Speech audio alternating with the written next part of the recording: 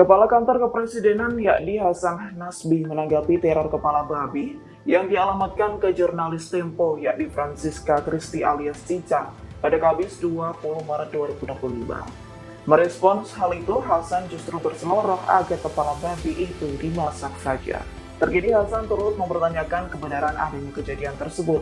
Bahkan Hasan juga menyatakan kebebasan pers di Indonesia saat ini masih terjaga. Mengingat hingga kini jurnalis masih bisa bekerja dengan leluasa, terkhusus di lingkungan Istana Kepresidenan. Hasan menyebut pemerintah tak akan melakukan intervensi terhadap jurnalis. Adanya kejadian tersebut, Hasan juga menyarankan semua pihak untuk menyelesaikan permasalahan pers melalui Dewan Pers. Lanjut, Hasan menegaskan bahwa pemerintah enggan dikaitkan dengan kejadian itu. Download Tribun X sekarang, menghadirkan lokal menjadi Indonesia.